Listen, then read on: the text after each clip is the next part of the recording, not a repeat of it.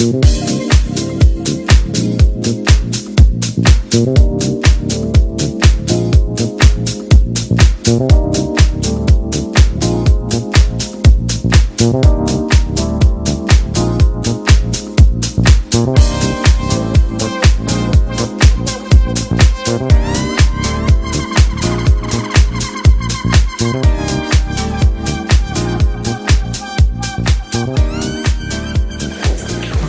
morning, everyone. I'm Queen D, and this is Queen Court's Conversation, and I am so excited this morning. Why? Because I'm in Atlanta. I got some of the baddest women here on the planet. What can I say? This is truly a blessing to have these women this morning.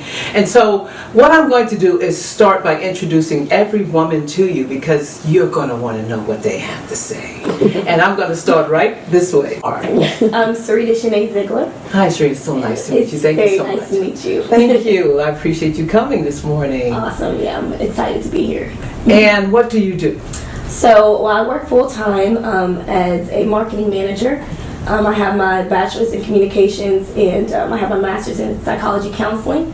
And I also have a nonprofit for teen girls and women. That's wonderful. Guide My Heart, and it stands for health, energy, ambition, relationships with God, self, and others, and time, good use of time and talent. And then I'm also a mother. My children, my son and daughter, are graduates, recent college grads. So I stay busy. And you look so young. Oh, thank you. I'm tired by just listening to all that. Yeah, Okay. I am too. So yeah, but yeah. So how did you get involved with the teens? Okay, that's a great question. I actually, one reason probably why I look kind of young is because I did have my children early on. It's because she has good DNA.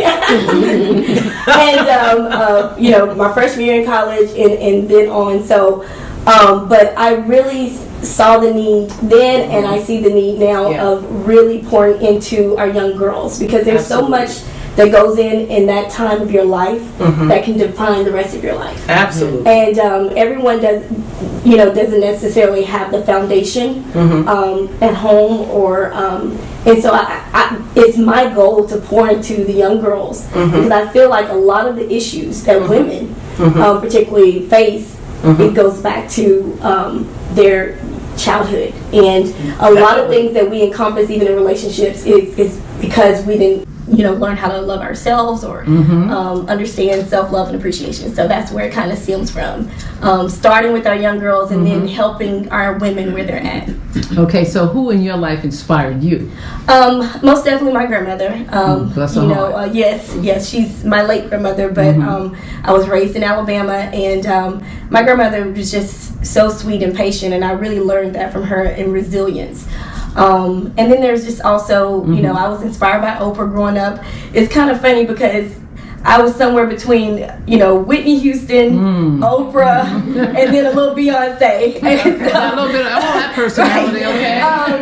So yeah, because I love music as well. Me too. So yeah, those are my inspirations. Yeah. And of course my children. Oh, definitely. Yeah. And next we have this beautiful queen here in the hat, looking all cool. Well, it was kind of a bad hair day, but we're gonna make it cute every time. Hi, how are you? I'm doing wonderful, Queen. Thank you for having me here. I'm so appreciative of the invitation. My name is Casey Davis. I am a realtor here in Atlanta. I've been in real estate about 2 years. It was something I did during COVID, but it was something that I have been wanting to do since I purchased my first home back in 2018. And just being a single woman, I don't have any children, and being able to accomplish that completely on my own, it was one of the best feelings I've ever felt in my life. I actually just recently celebrated my 5-year home anniversary. Congratulations. And I was telling one of my girlfriends, I was just like, my home is literally my safe place. It's this place where I feel most authentically me. I can be there without my lashes on, without my makeup on, without anything on, and just be comfortable. So, that's another reason why I want to get into real estate, just to help other people, and then more people like us, the color of us. We weren't always able to buy homes. They've taken land from us, so just wanting to be able to teach people, the benefits of home ownership and just what it means. And home ownership isn't for everybody, so I'm not one of those realtors who try to push it on people Yes. because everybody doesn't want to be a homeowner. Yeah. Being a homeowner is expensive. Being a homeowner is like having a child. I mean, in fact, as a single woman, who's gonna cut this grass? That's Who gonna right. change this light Load bulb? up with a boy toy, okay? You be like, hey. Okay, Mr. Fix It. Yes, but I am originally from Detroit. My family moved here when I was 12 years old. So Atlanta is pretty much all I know. I am the baby of 5 girls. I have no brothers. So I love women. I'm the last girl. Yeah. My dad lived in a house with 6 women and himself. My father used to always go, I'm leaving. Get a word in edgewise. Yeah, luckily he got his boys with the grandson, so he's good in that aspect. But yeah, I'm just happy to be here amongst all of you beautiful ladies. We're so honored to have you here. I'm honored. Thank you so much for coming. So now I'm going to ask you a question. Okay. What inspired you to go into real estate? Just really wanting to teach people how to build generational wealth. That's so important for our people. Absolutely. Even just during COVID, like I watched a lot of people just refinance their home and take out a lot of that equity.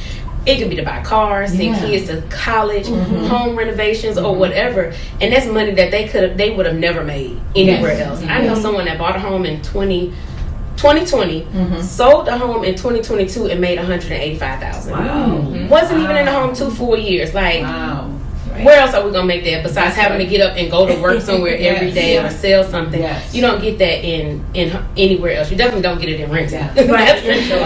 But just wanted to be able to teach our people, the benefits of home ownership. Like I said, they used to take land from us. I watched a lot of stories. Which we gonna get into. They used to take the land from us, and I'm watching stories where families are trying to fight back to these counties and these states to get land that should have been ours 200 years ago. Yeah, give me what I owe. Give me what's mine.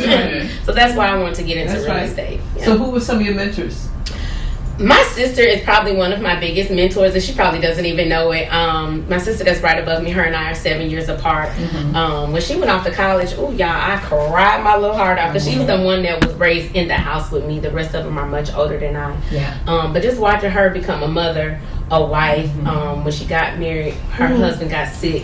So that in sickness and health, she experienced it very early on. And just watching her still stand strong. Like, I can honestly tell you, I've never seen her cry. Like, ever. And it's like, I know you do, but why don't nobody see it? But if you see her, you would never know that she has things that she deals with behind the scenes. She gets up every work and goes to, she's a teacher, so she's pouring into those kids and then having to still come home and pour into her family. She was one of my biggest inspirations. But thank you so much. And next we have, hey beautiful, how you doing, Queen? Hey, y'all, hey. My name is Stephanie J. I'm an original Peach, so I'm born and raised in Georgia. I'm the cliche Grady baby. East Point, College Park, outside. But yeah, I was originally born and raised here. I'm number 4 of 5 children, 3 boys, 2 girls. And so grew up in a big family down in East Point. And I'm an executive professional life coach. I didn't choose it chose me. I did 15 years corporate in the financial industry, so I did kind of different turn. I didn't care to move up in leadership. I decided to go across different industries. So I started with government, and I moved to CNN. And then I went from there to university and then international business, so it allowed me to travel. So very multicultural. So that culture experience, like, hey, get out and travel. I was able to rub shoulders with different people. I look at the financial industry differently. And the pandemic hit. And I was like, okay, what am I doing? I felt like, okay, this is what I went to school for, but what is my purpose? And when all the systemic racism and injustices just start coming to a head, I think one day I actually went outside and just went for a run, went in the woods, and I just screamed like to the top of my lungs. I was like, I don't know what God put me here. And it's one of those things where, when you ask that question, he gonna answer. And about a year later, as of May 2022, I retired myself from corporate America. And thank you. And literally the next month, I was met with a life coach. And literally everything has been about alignment since. Isn't that amazing? Yeah, it's been about alignment. So it's like, that's why I said I didn't choose it. It chose me. but what God showed me was it was always in me. I was big on cross-team collaborations. Right. Yes. I know how to bring the right people in the room. I know how to talk in large group and small group settings. Yes. And yes, this girl from East Point College Park was a statistic, right? You know, growing up in a single family household. So it just showed me, you know, that regardless of where you come from on paper, you can still create your own reality. You can still create your own future. It doesn't mean where you come from. So I just been going, just got out of myself. You were chosen. That's it. So I was married. I'm divorced. It was 11 years. I have 2 gorgeous queens, born queens. So it's important for me to be an example for them. Yes. And you know what I do now? Is I do group coaching. Excuse me. I have a 90-day divorce recovery group. So yes, I was chosen. So I get to watch women and men transform. Because it's not about the divorce. It's about healing and healing properly, so that we can get out of this. I call it P. Waters single pool that's out here full of toxic people.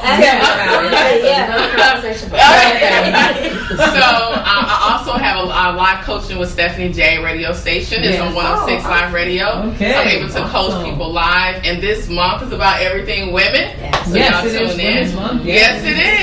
And I'm just enjoying it. I get to do my corporate America clients as well. So I get to bring the financial and the coaching. So I have an emerging leader program where I actually go in and create a safe space workplace for corporate America. So that's wonderful. Yeah, I was definitely called to it. And so you're enjoying your journey. I am. I'm enjoying it now. But you're happy now. Woo, that mindset transformation was serious. But once and I tried to apply to different jobs. I literally tried everything, and it was like he had my hands tucked behind my back and was like, no, I'm the plan A, B, and C. And anybody know financial analysts, we're scenario planners. We can do a scenario in 2.5 seconds, and I was out. I was totally cleaned out. Wow. So it's been a journey, but I'm enjoying it now. I've got my feet wet. So So what inspires you to keep going and doing this? Honestly, my children, you know, they're watching me. The reason why, and I say that is because we all grew up with the systemic mentality of, you know, get your degree and do this and do that. I really want them to find their superpower early. Yes. I want them to find that purpose early, so that they're not in their 30s and 40s trying to figure out what is my purpose being here. Like we just all got that wake up call. You know, I want them to find out what it is now, so they can be, you know, influential in their generation, because their generation is going through a lot as it is. You know, so. That my children, they inspire me each and every day. They do. Look at God. Look at God. I tell you, I understand what you're talking about, because I can remember when I was working in special needs, and you really have to have a lot of patience with that. You do. You do. And I can remember being out in the schoolyard. It's the weirdest feeling when you get an epiphany. And this is just before a pandemic. And I was out in the schoolyard, and it was like a voice called to me. It was weird. And I stopped and I looked around, and I just said, what am I doing here? It was the weirdest feeling. What am I doing here? Oh my God, you know, I've invested all this many years, and I went to school, and I graduated, I went to the internship, and you know, and you say to yourself, you know, because you feel you put in so much time. That's it. And then all of a sudden you're standing there going, what am I doing? Am I in the right spot? And then all of a sudden it's like, your mind is saying, you know, you don't belong here anymore. You need to leave.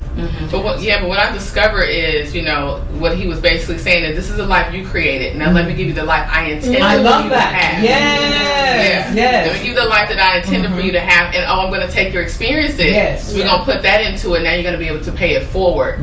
All the mistakes you made, everything that you've done. You know, you're going to be able to still use those things in a different capacity. So it's still a beautiful experience. Yes. And you can look at it, you know, because there is a difference between a gift and a talent. That's it. Absolutely. You know, and so you're living your gift right now, what you was called to do, but you're very talented in other areas. And that's what I realized. My talent might have been because I was teaching, but there wasn't the gift that got called. That's it. You know, and so once we realized that there's two different issues, we all have talents. And we all have intelligence. So you can do anything you want to do. But if you get quiet and you listen to God's calling, all of a sudden you realize what your real gift is. And then that's your purpose. That's your purpose. Yes. And then, you know, then you have to make a decision, because you do have free will. Are you going to live your purpose, or you're not going to live your purpose? It's up to you. That's it. You know, because a lot of times we're just afraid to live the purpose. But I always say, if God's got your back, it's going to work out anyway. Because he don't make no mistakes, right? You don't make no mistakes, so you're going to be okay. There you go. So but it takes time sometimes. You know, a lot of us, you know, hard-headed. There we go. We do it our way. I'm not going to sit right now. Right. But let me finish doing what I'm doing. You know, we do that. We do that sometimes, don't we? Yes, we do. So tell me about your children. What about their personalities? Oh boy. So my oldest takes after me. So I come from performing arts background, so I am a creative. So you'll see that all on my social media. Don't see that. Okay, you can't come from Tri-City and not have some kind of talent. Okay, so my oldest daughter takes after me. She's a competition dancer. You know, she's an introvert. You know, but that young one, that spicy one, my youngest is 6. She has my personality all day. So we got them in acting. We got them in, you know, we got to get that into them because they're bold. And it's like, okay, I don't want them to, you know how our parents is like, you know, to try to tame that. Yeah. I don't want to tame it. I want to guide you. Good for you. I'm so happy you I'm said just teaching like emotional intelligence at this age. And it's working. You know, it's going to click. Yeah, it's good that you see that because a lot of times parents want their kids to be what they weren't or wanted to be, and they push them. And you hear that a lot in the Asian cultures. I started watching a lot of Asian reality, like with the Indian culture and the Chinese culture, just to find out, and they were all complaining. Yeah, they was doing what their parents told them to do, but it was guided by their parents. The parents weren't allowing them to be who they were called to be and wanted to be. So that's wonderful that you're allowing your children to find out who they are. And because they're so much happier that way. They don't have to later on get angry with you and resent you for it. That's it. That happens. I watch my brothers do that. I watch so many other people go through life. I get to live that every day when I'm doing my one-on-one coaching. And how you have to go back to your childhood and then bring them forward out of that. It's like a pig. You know, because you're living in your past, and you're stuck in your past, and we call them adult children because you're stuck where your trauma is, and that emotional intelligence is gone. So I'm trying to teach them early because I know how I grew up. We all know we weren't allowed to really speak and express ourselves, right? The culture, exactly, the culture. So I'm teaching them early, you know, and it's working. I get to allow them. I always say if I'm going to create a safe space in somebody's organization, I want to create that in my home. You know, open door policy. Let's talk. Let's guide you. Let's see how we get that cognitive thinking going. Your children are so blessed to have you. Thank you so much. Yes, thank you so much. I appreciate it. And next we have Miss Cal. Hello, Cal. Hey, hey. How are you? Good. Well, tell the world about who you are because I have seen your videos and I love them. Thank you so much. That's so comforting. Well, my name is Kellyanne McDonald, aka Kells, across all my social media, and I actually have a similar story to yours. However, I feel like I'm a little bit newer in the transition from corporate to more personal development, personal change coaching. I am originally from Miami. My family is Jamaican, so I have the quintessential immigrant story, which means success by any means necessary. And so for me, that meant going off to college and master's and MBA and all of that and stepping into consulting. I had done change management consulting for about 12 years. I don't want to date myself. About 12 years. Girl, you're looking fast. Change management for federal IT. So basically, you know, whenever they're wanting to bring in some new technology and they need folks to actually adopt this change, they would bring my team in to come and try to recover all this money they spent on something that no one's using. And so recently I've been called to transition out of corporate Big Four consulting, which is grinding your gears, basically, and shift more from change management into personal change and development and coaching. And how I identified that was my calling was that I noticed that at work in all of my years, they would always send the women to me to talk them off the ledge. And the first thing that would come out of my mouth would be, "You're not crazy. You're not crazy. Let me tell you what's really going on." And they would never send the people that couldn't discern the truth. They would always send the folks, the women, that really wanted the truth so that they could be a bit more comforted in their soul and go along their work. And so that's how I realized, that's why I'm stuck in this corporate. That's why I'm stuck in consulting, is because I'm supposed to be some sort of beacon or guide for particularly women, but also creatives. Because in my personal life, all of my friends are artists, fine artists, singers, musicians. You start wondering, why am I hanging with these people? I'm drawn to them. Why you're great, you know, and I was Yes. always creative. I started in marketing and advertising. Right. And after I got my MBA, switched into consulting because that was the hamster path or the the wheel. Yes. And change management happened to be the creative consulting. Yes. But now I do my social media and I have my presence online, and I try to speak to people in a way that is a bit more spiritual than they're used to. Not so much church spirituality, but a personal, intuitive connection to the divine. Yes. And understanding that your guidance is there, and all you have to do is lean into it and trust it. Trust it. And that's something that took me a while to learn. And as you guys say, when you transition careers, you hear God knocking you on your third eye or knocking you on your crown and saying, "This ain't for you." You have the choice, but you also have to learn to trust yourself and your intuition and your ability to channel what is your guidance. Yes. And that is what I feel like my calling and my purpose is right now. To be a beacon for that as I figure it out myself, because I am. Let me tell you, it's a day-by-day thing. It's a day-by-day thing. Yeah. You know, we can only live one day at a time. Anyway, try to plan your whole life. It's kind of like getting up in the morning, you got this whole plan, and then all of a sudden you're late for work, or then the traffic comes, and then something comes. You're like, oh God, I thought I had this whole thing planned out. And then everything starts going wrong. Well, you can't plan it like you think you can. You can only just try to do the best you can with the day, It's how you react to whatever's going on, But I was thinking about what you said, though, because as you were talking, it was like God just showed me something. And I remember as a child, I was always into, like you said, the creative theater part. And I was always writing plays and getting all my friends to do, like, these plays for all the parents. And then when my father passed, I looked in his drawer. It softens my heart. And I had all these plays I had written and drew. And I was like, oh my God. Because you forget. They say you almost know who you are when you hit 5 or 6. It's just that we get caught up in being out in different things. And it takes us in different... But I had all these books of plays and stuff that I had written, and I wasn't even 10 yet. If that. So it kind of reminded me, like, you had already was doing what you loved, but you started being guided a different way because of different things in your life. And now it's going to come full circle to you. So I started taking all my stuff. I was like, oh my God, I forgot all about that. I used to, do all this stuff. Now, it's funny how that happens to you sometimes when you start to look back on your life. It will bring you full circle to who you really are.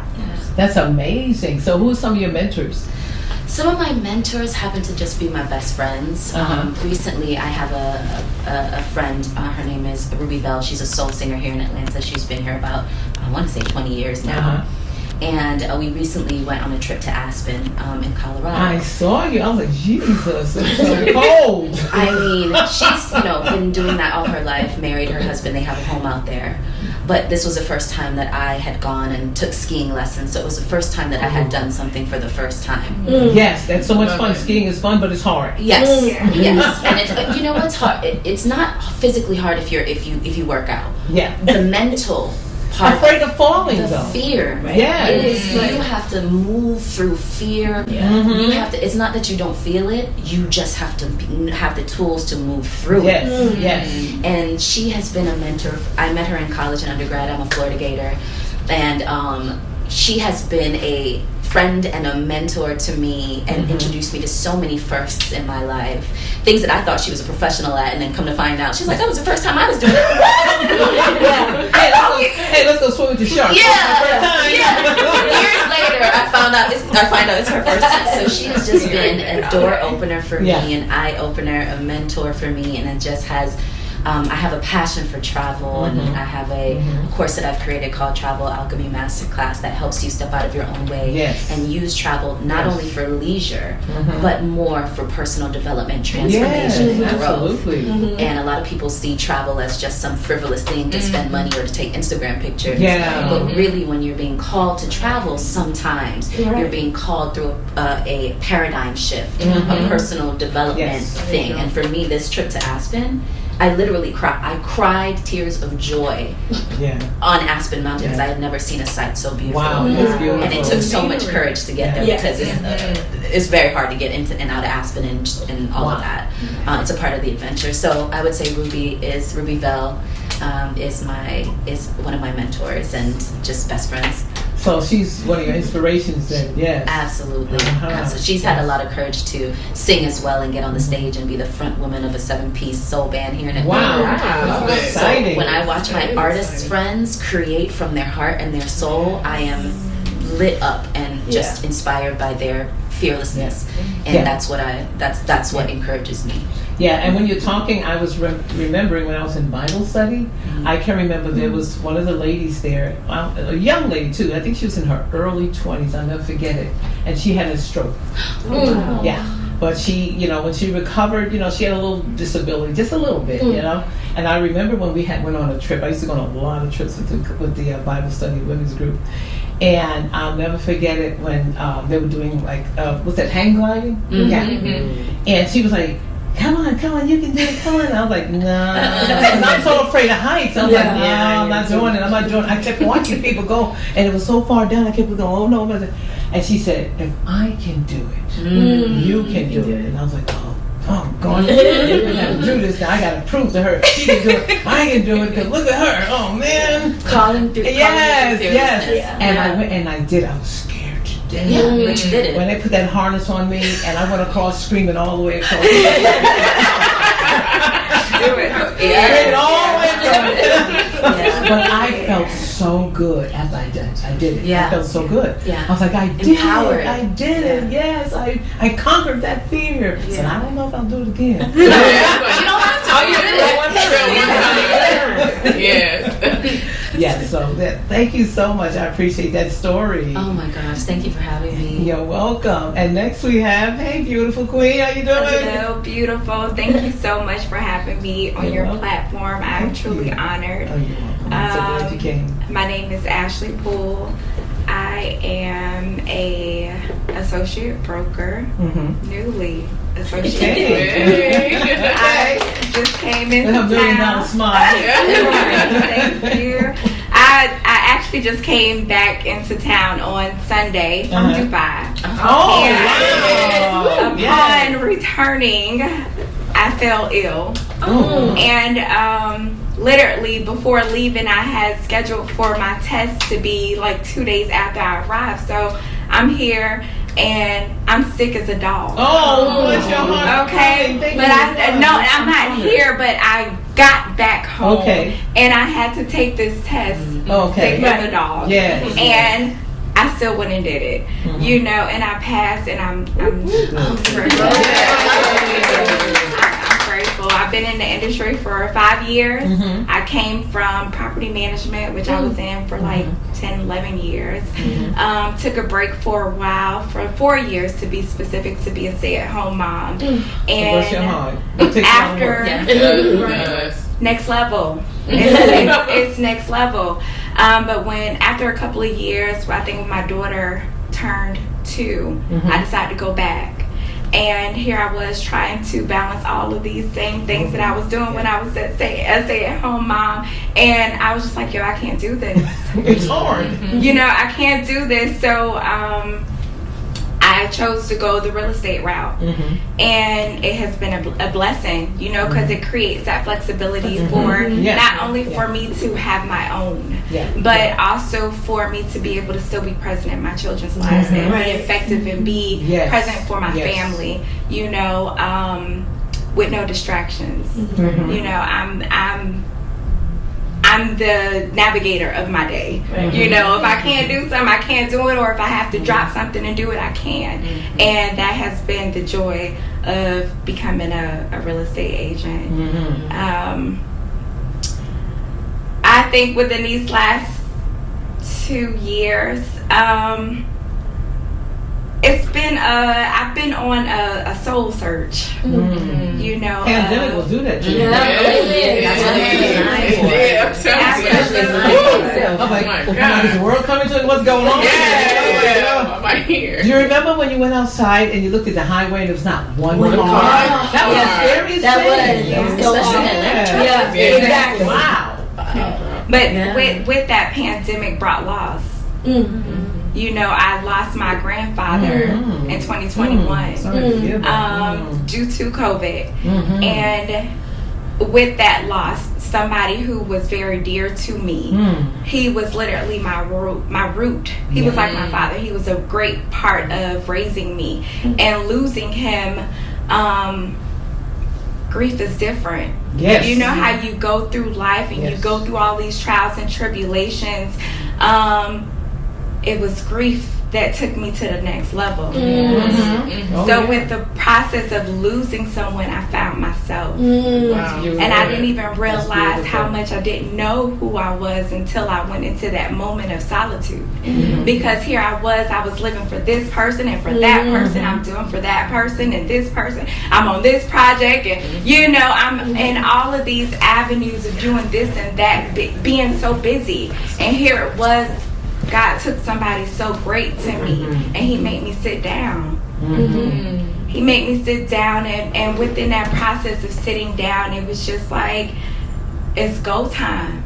It's actually time for you to live. Like, for real. Absolutely. For real. Like, live. And ever since then, I've been living, honey. Okay. I've been living in that process, because I've come to learn that I was a people pleaser all these years of my life. And being a people pleaser depletes you. It keeps you stagnant. And within this journey of finding self, a lot of those people that I was doing for and being, I learned what unconditional love looked like. Because a lot of those people that I was extending myself to, they fell to the wayside within this journey. And I had to learn to be selfish, you know, and I had to learn that it's okay that people are for a season. And it's okay. Some people just here for a season. Yeah, they're here for a season, and where you're going, it's not meant for them to be there. Everybody can be on your journey with you. You know? So I had to take what God was telling me and keep on my journey and look forward to the people that he was replenishing for this elevation and that he's taking me on this new journey, which has extended positions for me to sit on platforms such as this, to be in the midst of other beautiful women that's doing great things, you know. But it's just a constant reminder that God would never forsake me, even in the midst of when you feel like you can't keep going.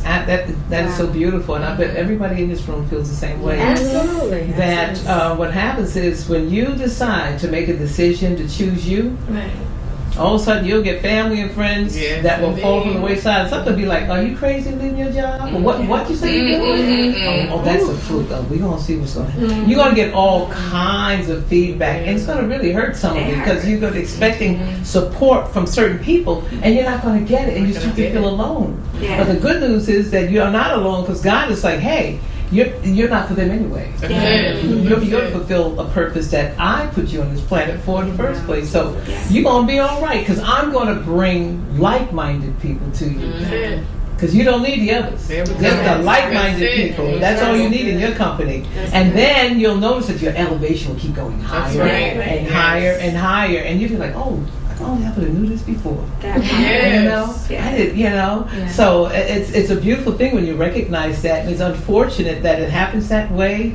That death has a way, because I always say, if you're here from that pandemic, it's because you were chosen to be chosen. Definitely chosen. It's just no doubt about it. You know, and so you get a chance to do it again. You get a chance to really do what you really love and be who you were meant to be. If that hasn't taught us anything, pandemic should have taught you something. So, you know, after that, you be like, you know what? I got here unscathed. I'm still here. I'm going to do my thing. I don't care what nobody says. I'm just going to get rid of the noise. I'm just going to get rid of the noise. That's what you have to do. So tell me now, you have children? Yes, ma'am. I have 3 children, 14, 10, and 9. And those are some great ages. There's a lot of work in those mature, like the developing ages at different stages. Like, whoo. It very much so. But I think, you know, I have been taught that we're the first teachers of our children. Absolutely. And with that, and being able, that opportunity to be a stay-at-home mom, laying that foundation has made my life so easy. When I say I have the best children, I have the best children. For me to have a preteen, a 14-year-old, like, they're so easy. Like, it's so easy. Like, I might have to deal with the attitude from time to time because they spoiled rotten. So what do they do? And I take it. It's my fault. You know what? They're not spoiled. They just love. They love. Yes. We got to get rid of that culture. When you're like, oh, you spoiled. No, you just love. But with that spoiledness comes consequences sometimes, you know, but they have been, you know, being a teacher, they have also taught me to be a student. I have learned so much about myself through my children, and going back to growing up, I wasn't the type that, I wasn't in a position where I was able to have a voice. And being able to speak, sometimes words will be detoured, or, you know, maybe if you wasn't using language right, you know, it was like a constant war. So I was literally one of those children that I got to a point where I was just quiet. I would just cry. Like, forget it. I cried. I kept it to myself. So one of the things that I've instilled to my children is that opportunity to be vulnerable, to open up and be able to come to me and talk to me, whether it's something good, bad, or ugly, or even if it's something about myself, you know. And when they take it, they will come and tell me about myself. Okay. You know, when they say, be careful what you ask for. They will. And, you know, and I remember when you said. But I love it. I love it because they make me keep my promises to myself and to them. They make you accountable. Yes. And you know, I've just learned so much about myself and just the patience in itself.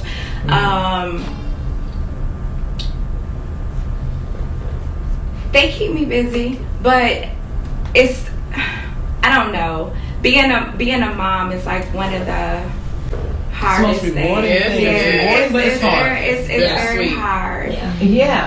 It's very hard, and I'm still in the motion of learning. And you will continue to learn, because guess what? When they get grown, you're still a mom. You're still a mom. They're still going to call you up when there's a problem, if they feel comfortable with you, and you sound like a beautiful mom that is a listener. So they're still going to call you up, male, female, it doesn't matter what your gender is. They're still going to call you when they need you. It just never goes away. You're still a mom. Yeah. And that's beautiful, though. So who were some of your mentors? I know you said your grandfather. Anybody else? I can't really say I have any mentors per se, but I read a lot, and I've learned a lot through listening to Jay Shetty. He's a life coach, and I love him. Like, I just adore him. But I read a lot, and some of the books that I would recommend is like The Alchemist, The Richest Man in Babylon, and one of the latest books that I've read with Jay Shetty is The 8 Rules. It's actually one of his newly released books, which is 8 Rules of Love. And I mean, reading, I was gonna say, I mean, still reads. Is it on the phone, or is it you buying the books? Both, because with my books, I highlight quotes and I put it in my notes. So when I feel the need to go on social media and I have something that's on my spirit, a lot of those quotes are coming from the books that I read. It's things that I've learned. It's like those deposits. Exactly. I put them into someone else, you know. But a lot of stuff that I've learned is through reading. I think it's beautiful that you still read. I mean, you know, because it's so hard to read now, because I have to do everything on the phone. Yeah. You know, it's like, let me just get my books and put it on the phone and read it from the phone, because it's really hard to read now, especially if you've gotten out of the habit from, you know, that old school way of going to the library and everything. But it's a beautiful thing to sit down with a book and just be at peace with yourself in a corner and have your coffee or tea or whatever you like and just read. It really relaxes the mind. It takes you to another place, doesn't it? It does. It's a beautiful thing. And so are you teaching your children that reading, and you take them to the library? Have they, you know, because nowadays kids are just with the technology, so to speak. So the type of school that my children go to, they're in a private school, and the basics of it is like going back to the basics. Okay. So their teachers are like old school. So although like at home they're connected to these electronics, it's like so important that from their teachers, like you pick up a book and you read. So like for my daughter in elementary, they have like these projects every month based on a specific theme, and they have to read a book a week and do a book report that's due that following week, and by the end of the month they have to do a presentation. That's awesome. So yes, we're constantly in Barnes and Nobles or Amazon, you know. And I'm learning too, like when your children see you doing something, they'll automatically just pick up the habit of doing something. So like yesterday or Thursday, I was waiting for my son to get out of law club, and we're waiting in the parking lot, and my daughter just grabbed a book out of her bag, and she just started reading. What a blessing! You know? Yeah, she didn't get a phone. Exactly. Now she do that too. She does that too. Yeah, but your children pick up on the habits that they see. So that's wonderful. Thank you so much. Thank you. You're welcome. And next we have, hey beautiful queen, how are you? Hello, I am doing well. Okay. I'm doing well. And your name is? My name is Ashley also. Oh wow. So my name is Ashley Towns, also Dr. Ashley Towns. Oh, and listening to everyone's stories, I feel like I'm kind of the odd one in the room. So I am from the Midwest, so not far from Michigan. I'm from Cincinnati, Ohio. I lived with my mom until I was 13, and then I lived with my dad, single parent, till I was 21. Just my dad and my brother. So my experience growing up is very much male dominated, and so I have a very different outlook on life. And professionally, I am a scientist or a researcher, so my title is epidemiologist. A lot of times people think that's the skin. This is what, isn't it?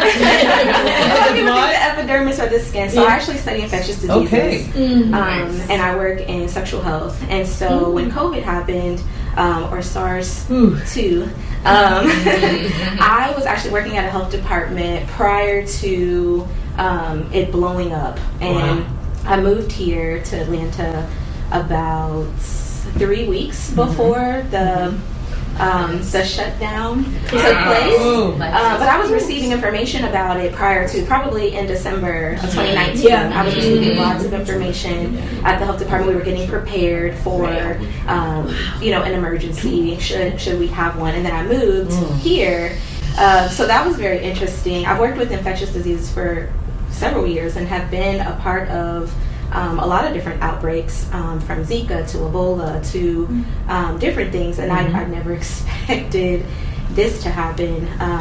But similar to your story, over the last couple of years, I've realized that I've had to really understand more of my role in society and my role within my circle or my community. And so my work primarily focuses on Black women. That's why I do what I do. I write papers. I get them published in medical journals. I present. I write for a blog on sexual health. Everything I do is for Black women, to give us a space and a voice, whether it's in a healthcare setting. How do we talk to our doctors? What should our doctors be asking us? How do we feel comfortable? How do we switch doctors if we don't like what we have heard or we don't like their recommendation? Talking about pleasure and the things that we weren't allowed to talk about when it comes to sexual identity or sexual health. And I've realized that a part of that journey has also helped me understand who I am as a woman. Because like I said, I grew up for most of my life with my father and my older brother. And so I didn't really learn some of the basics, or maybe I did and just forgot them because I lived with them for so long. I had to relearn what femininity looked like to me and what being a black woman looked like to me. Not what I saw, but what it felt like to me. I need to write some of these questions down for you. So I've been kind of, navigating that, and, for a while, working in sexual health, I felt a lot of pressure. I grew up in church as well. I felt a lot of pressure about how do I like have a career in sexual health and talk about these things that we don't talk about. How do I bring conversations that are often silenced to the forefront and still maintain my spirituality? And so that was really hard. And one day I just said, you know what, I own this, because I believe that, God created sex.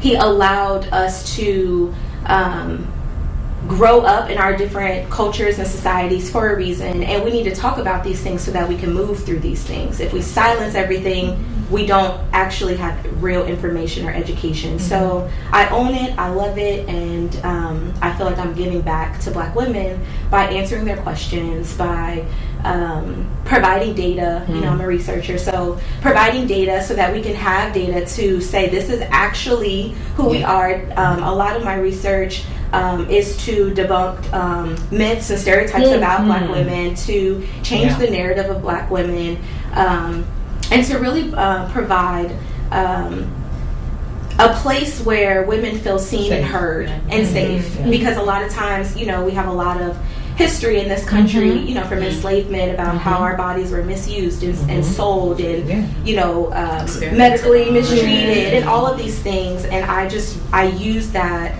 to empower us to have real conversations. That's beautiful. That's wonderful. We need people like you. What a blessing. So who inspires you? Well, I actually started, so I heard some creatives in the room, so I went to a creative school as well, and my majors at the time were drama and creative writing, so I was going to be an actress, but when I was in high school, I went to my Nana's high school, and I was the only grandchild to go to her high school, and she died from complications of diabetes. And I didn't even know she had diabetes. I didn't know what diabetes was.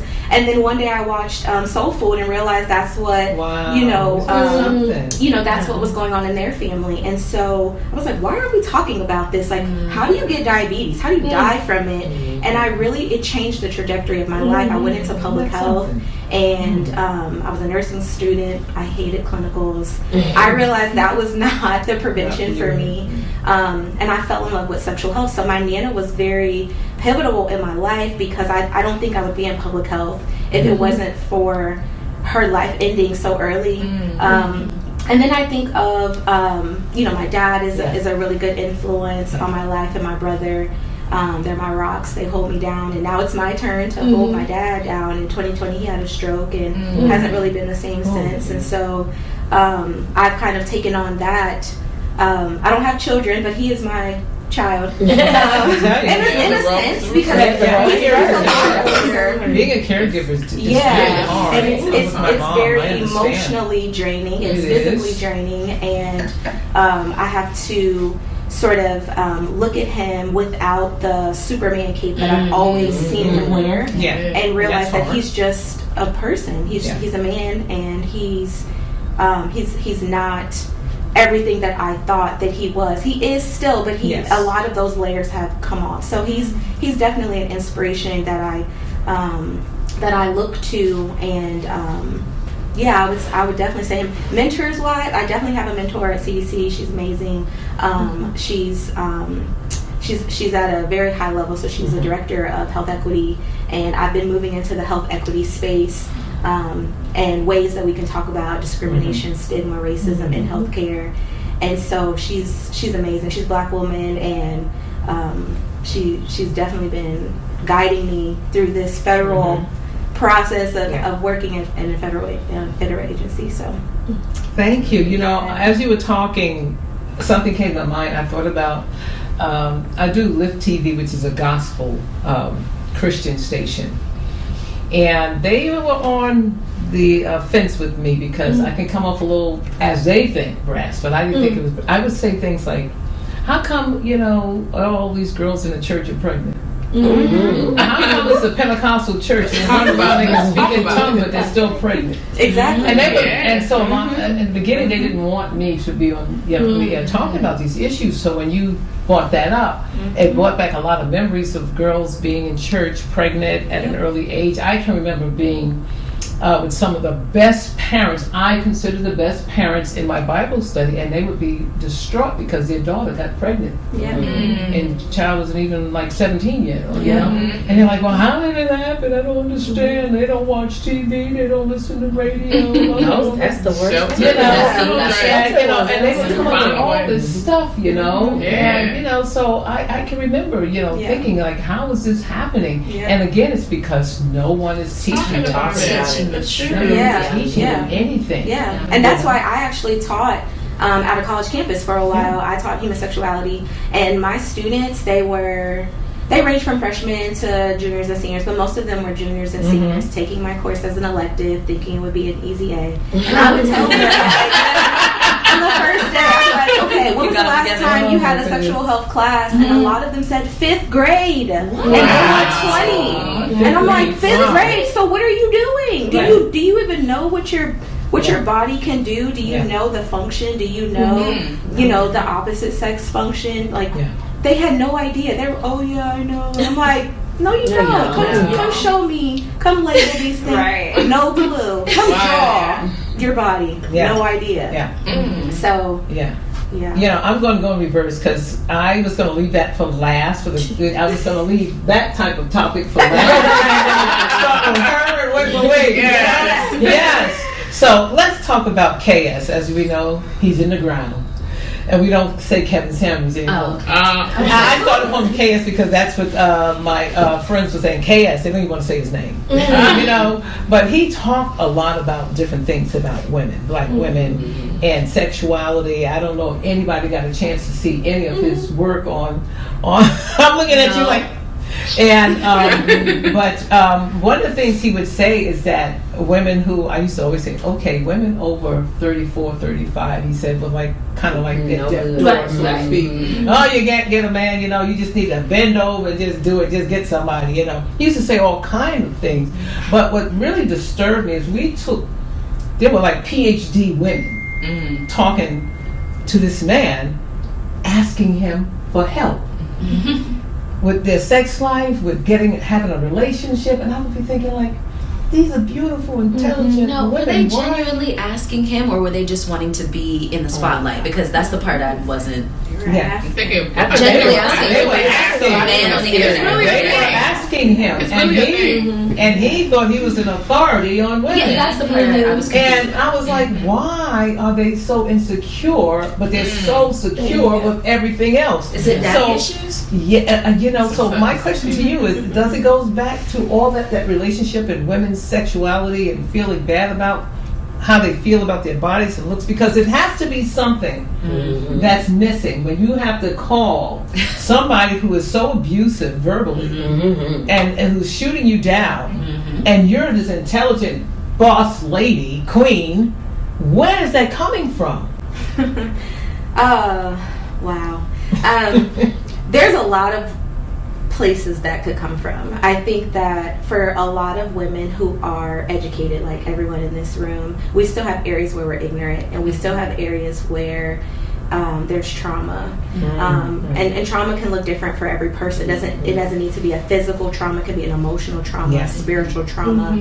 A lot of people are church hurt. A lot of people have I like that, church hurt. Trauma from childhood, adulthood, trauma from friends and family. And so there's no real right answer of where that can come from, but there's insecurities that develop from trauma because we don't know how to process that information. We don't, I think COVID really taught us the importance of mental health awareness and seeking mental health. And I think historically, the Black community did not seek mental health. It was very much stigmatized, and that is changing, and I'm grateful for that. But I think that that's a good place to start to unravel some of those insecurities. I think a lot of people who are educated too live in this idea of perfectionism, and we think that we have it all together, and we think we're supposed to be put together, and that in and of itself is a stereotype of Black women needing to live up to some standard that other people created for us, not that we created for ourselves. So when we feel like we have deficits or we have areas that need some attention, we turn to men because we live in a patriarchy society, and we think that, and it's not that we think, we were told or we were taught that men are superior. And so for women who turn to those women, not all women, those women who turn to a man for some sort of validation or approval, that is in some way a imperfection or insecurity in and of itself. So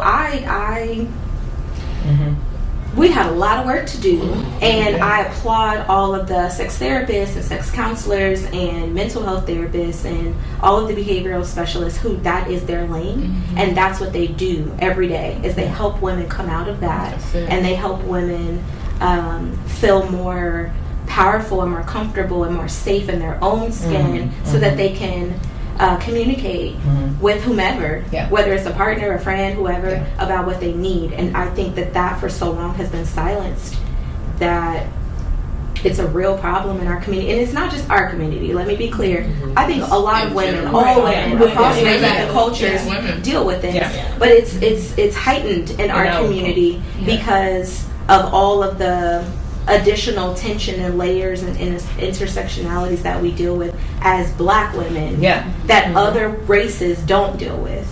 Yeah, because I was thinking about that as you were talking, and I was thinking about how I have heard back in the past a lot of Black men said they didn't want to date Black women for this list. They always complain, they're angry, and white girls give it up easy, Black girls don't want to do this, and you hear so much out there about us all the time. I sometimes feel like they're just picking on us. It's like, why is it always us? Why is it always pointed out on us? Anybody got any answer for that?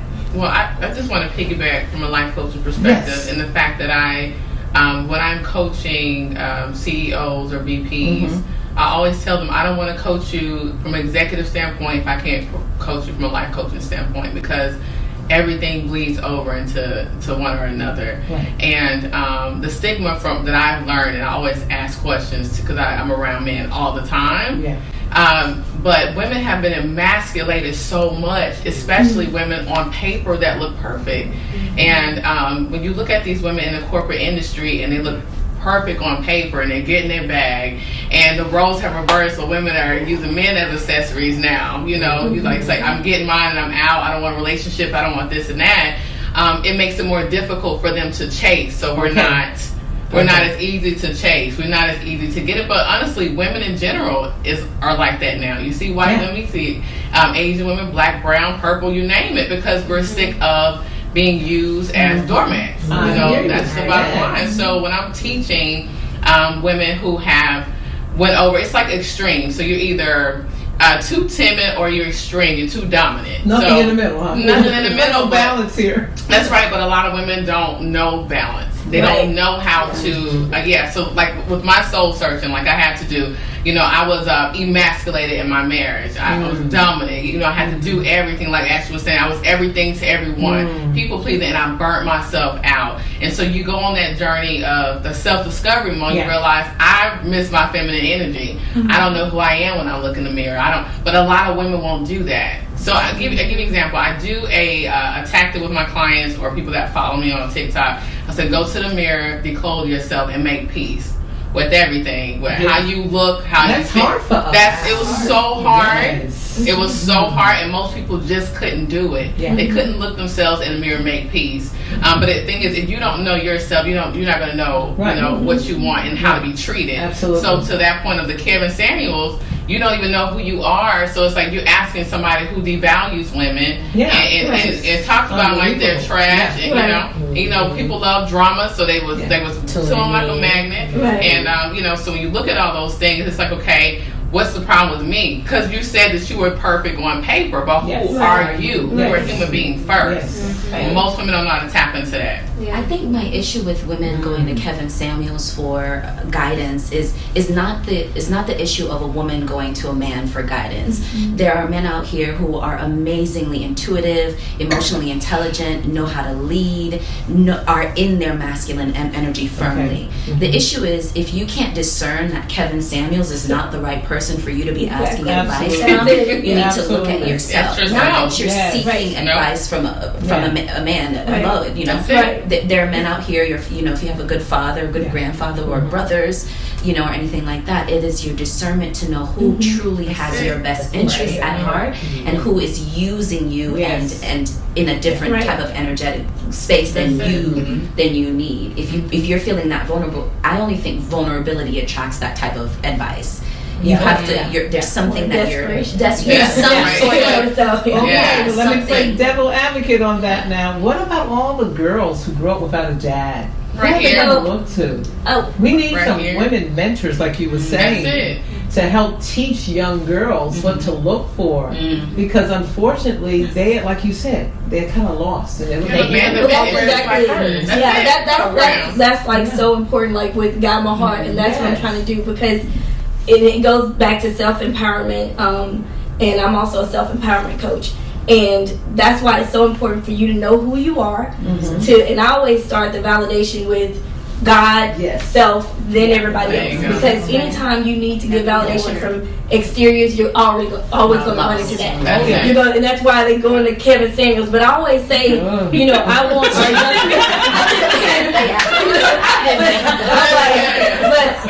I want our young women, especially our young girls, to know that you are beautiful because you're beautiful, not because of anything else. Because when you really know that and you really understand that, then guess what? Nobody else can use that as leverage against you. And that's what a lot of men do to certain young girls or women when they know that you don't know that you're beautiful and that you don't know who you are. They use it as leverage. That's it. And so they can pick up on it.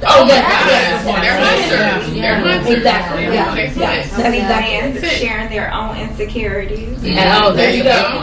There you go. Yeah. Absolutely. Yeah, so we definitely have to do more work with that.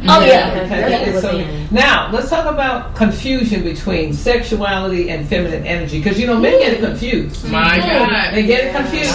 Because I've had men come on my DM and they be sending me dick pics and everything. I'm like, did you not look at my page? Did you not read my inspiration? Did you not see anything that I put there? Because obviously you haven't read anything. You don't even know who I am. You think because I show feminine energy that I'm being sexual to you. How come men are so freaking confused? What is confusing them now? So it's got to be something that's confusing, because you were saying that there's a confusion now because there's a masculine energy women versus the feminine energy women, and then we got the sexual women. It's definitely a difference between. And a long time ago, if you think about it, because my mother's generation, women were just naturally feminine. Naturally. But they didn't have the roles that they have now. I think women now are so independent that they feel like they have to be masculine. And I'll take me just being a single woman. I know that when my husband comes along, there's going to be a level of humbleness that I'm going to have to endure. Because I've done it so long on my own. Exhale, don't you? I'm tired of it.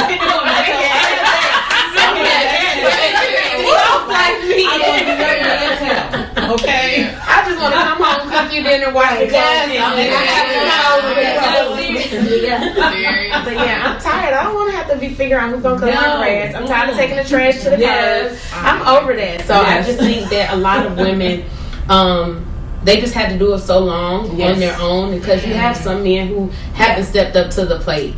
And when you've experienced that for so long, I think that causes a lot of women to be masculine.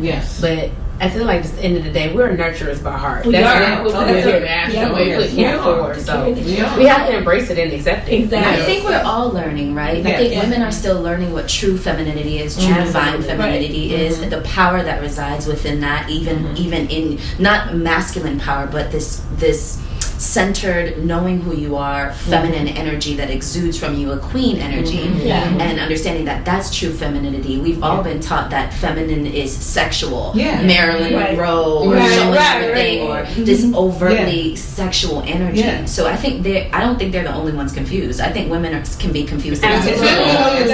Thirst trap videos and thirst trap They think that's what femininity is. It is. Reality TV also, I think, plays a role in this type of stuff. And that I don't want to devalidate the sexual part and the dark feminine part of femininity. That is a tool that we have in our toolbox that we should be empowered to use. But also know that it's not only showing everything and twerking and doing all of that. Sometimes it's Queen is exhausted.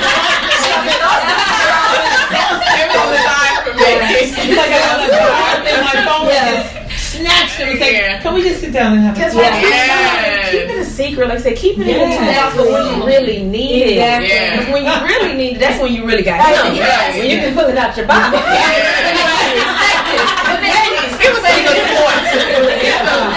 Like one thing I did, like when I got divorced and I got back into dancing again, right?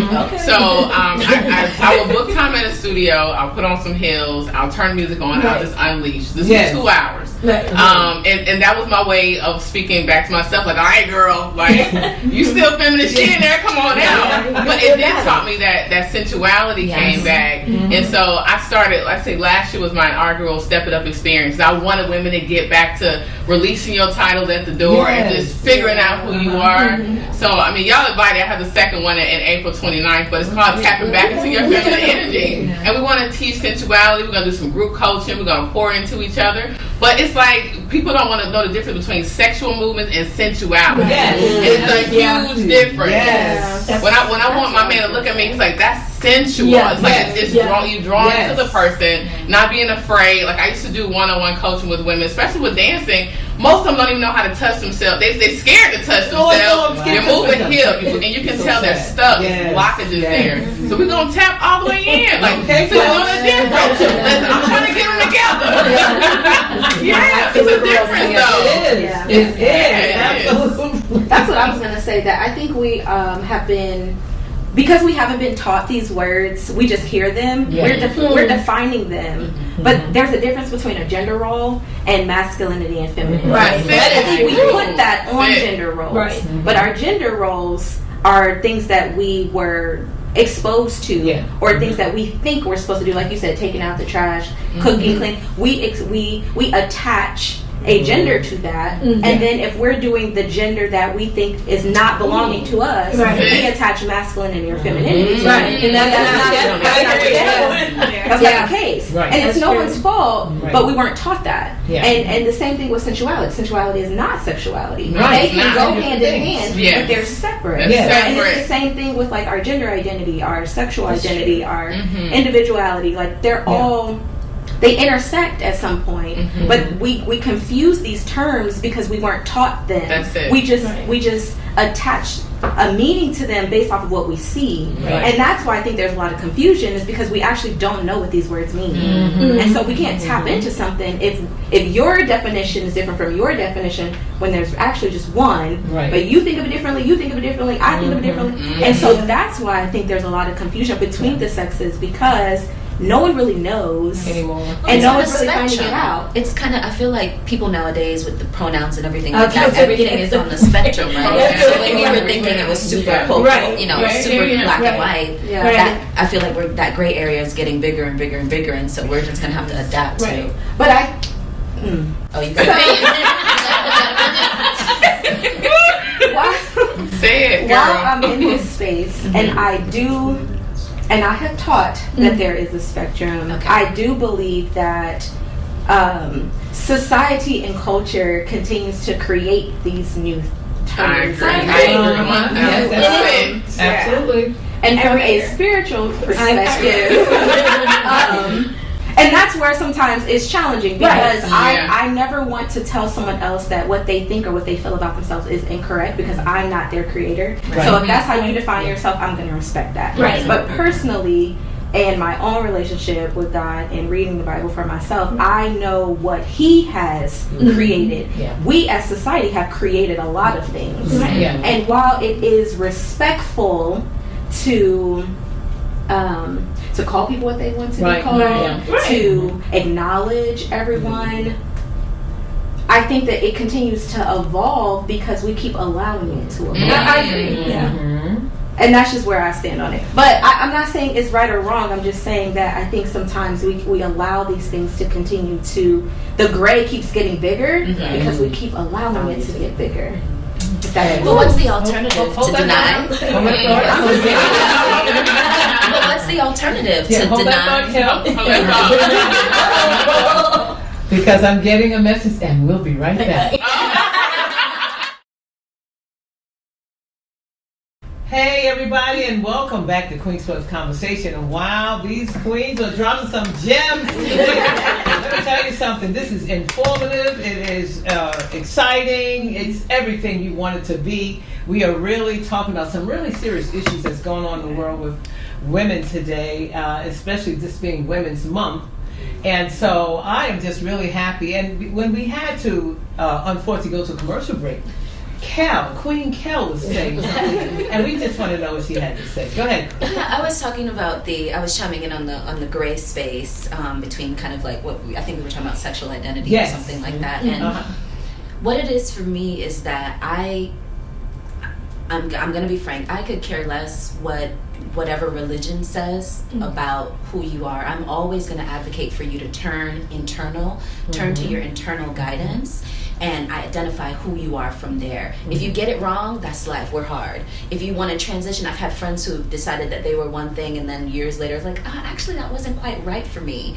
And so that's what this Earth School is. We're here to learn, we're here to try different things and not, be indicted for our trial and error as we walk through life. And so for me, I don't care what gray space you occupy. I could care less. I'm just worried about me and my connection to the divine. And I'm going to empower you and allow you the space to do that as well. And if that means this couple years you identify as this and then this years you don't, I wouldn't say that's a spirit of confusion. I just think that's a spirit of trial and error, and sometimes we get it wrong. And I'm leaving space for people to get it wrong and then get it right or change their mind. So Now see, devil's advocate again. You are what we call the modern woman. Black woman. That, right?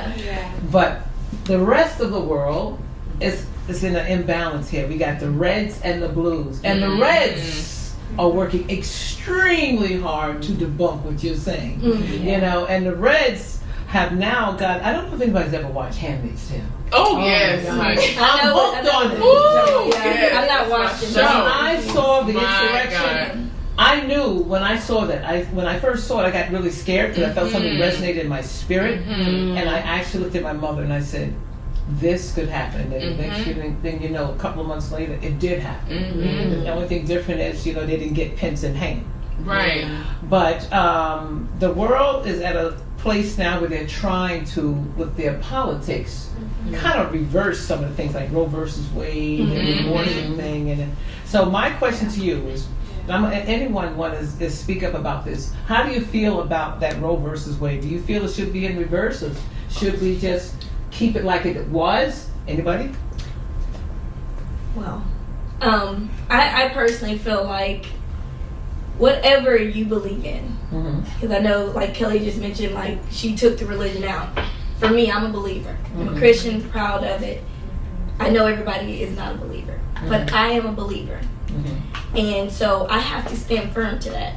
And we have to be careful when we say we're believers and this is what our foundation, our principles are, but we do things that counteract that or stand for things that do.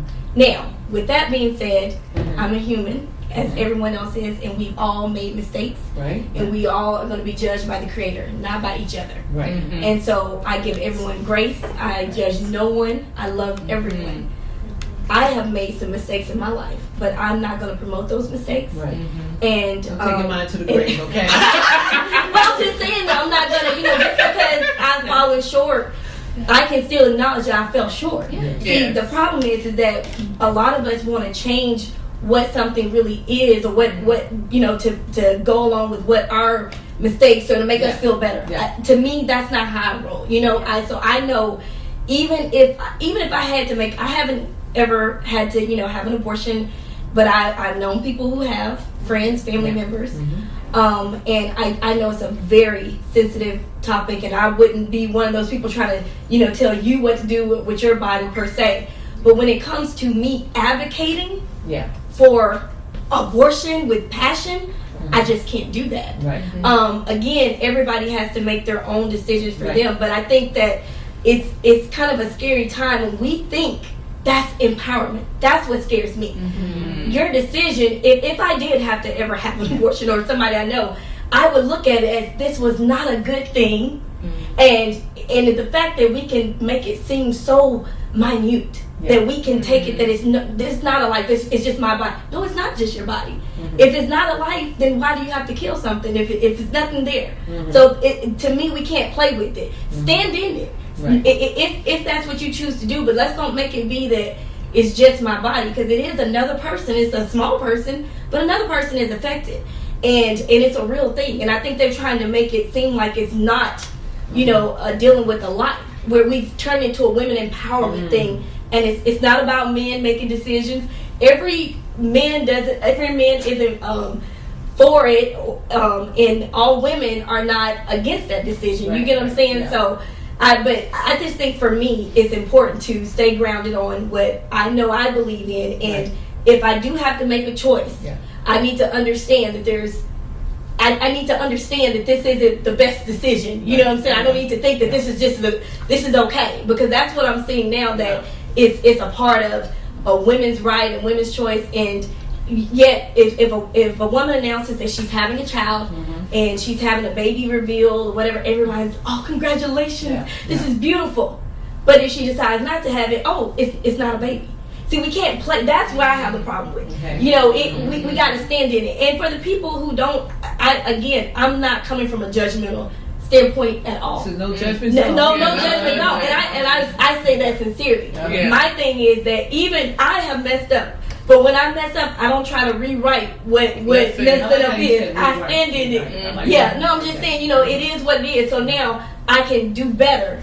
And when I continue my journey, I can make better decisions. But see, what we don't realize, when we start having where young girls and women are thinking this is a choice, this is an easy choice, because there's a lot of things that go on with that. Not easy choice. Well, no, that's what. But I think that I think that some young ladies do see it as just an easy option, and so as long as you think it's an easy option, that then it becomes an option.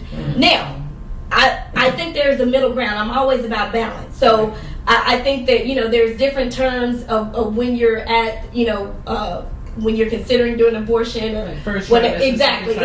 Yeah. So I think when you're getting to a certain trimester, it, to me, again, I'm not going to advocate for abortion. I'm not going to advocate against someone who has to make that decision, because I understand sometimes there's different situations. But we can't just, put it on because there's a very small percentage, I can't remember right now offhand, but there's a very small percentage of women who actually are, dealt with rape or incest. But they use that as an argument. I was going to... because in that case, I think it obviously, even still, I just have to me, it's not about me. That's how I just look at my decision. I can't say for everybody else, but I have to make my decisions and my judgment based on what God has said. Not everybody else, not what I feel.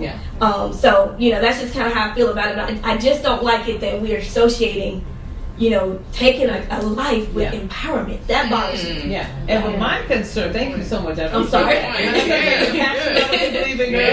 My concern is that I feel like every time there's a politician running for office, they use women as a scapegoat. That's true. It's like they're the first topic on the list. It's like they will ignore global warming, they will ignore the economy, they will ignore everything and go, hey, let's just talk about the women's issue. You kind of like defer everybody from what's really going on. And that is what my concern is because, again, it always goes back, like you said, this is a male-dominated society.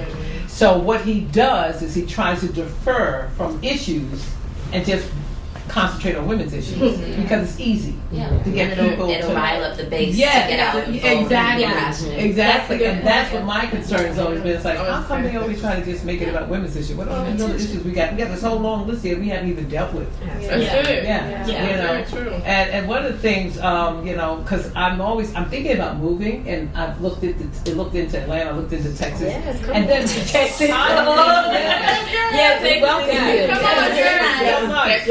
And what I've looked at is when I look at the political issues on the table, I'm like, I don't know if I want to be in a state where they're trying to boss me around. What do you think about how they're trying to take our history out of the school system? It's like, what is going on here? Like you said, we built this country. We did. We did. I mean, even the clothes on our back, cotton. We made them rich. You know? So everything is to me, I don't understand why we have such a problem with making politicians understand how important it is. See, what I don't want to happen is everybody just keep on complaining about it. That's it. I need some of us to step up to the plate like Stacey Abrams and say, That's hey, right. you know, we're not going to accept this. Right. You know, so what do we do about that? You know, because you have children.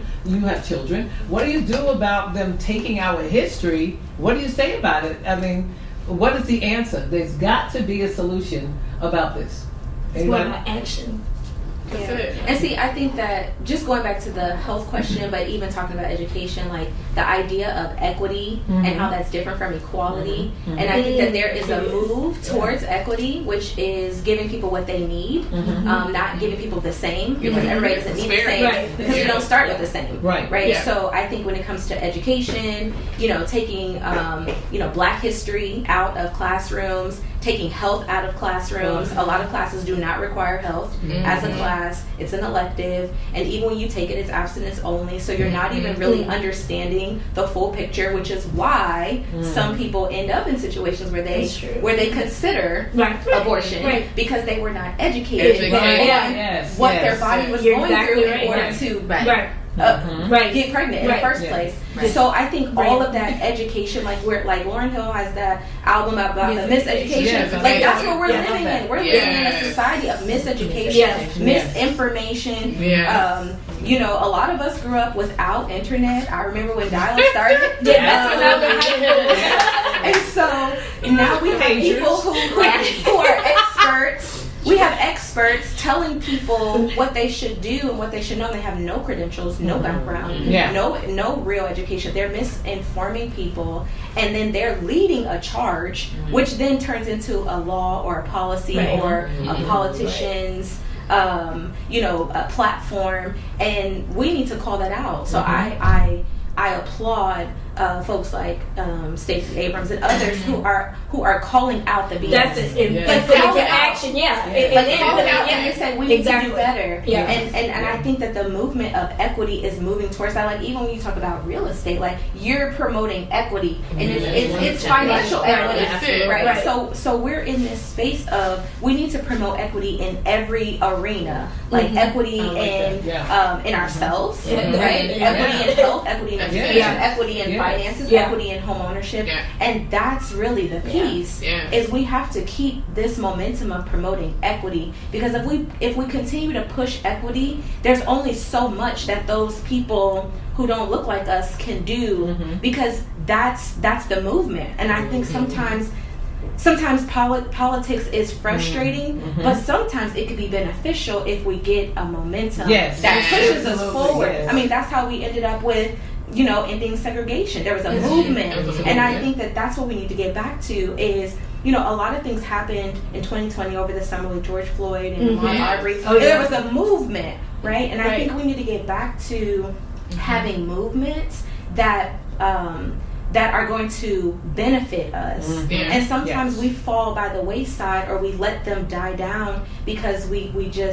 accept the status quo, and we have to not do that. Right. We have to, you know, like Stacey Abrams is a great leader in Georgia, but where's the leader in Ohio? Where's the leader in Michigan? Where's the leader in Alabama? Where's the leader in Texas? Like, absolutely. Like Martin Luther King was phenomenal, But who's leading these movements I was just outside? thinking, we don't have that. We don't have that. But we have some unspoken leaders that people don't. They're not on social media. Like I'm a part unsung of. heroes. Yeah, there are unsung. Like We have, and they're unsung everywhere. heroes. They're just not on social media. Like I'm a part of Atlanta Black Chambers. I don't know if you guys have heard of it, but when I tell you the advocacy for Black businesses, Black owned, you guys. I mean, if you're not in a Atlanta Black Chambers or Black Chambers around the country, because they're literally around the country, they're literally going into the capitals. They're literally going and speaking into the rooms of mayors on behalf of Black people. But people don't see that on social media or know it. You have the Jay Morrisons, you have the Earn Your Leisures. We're creating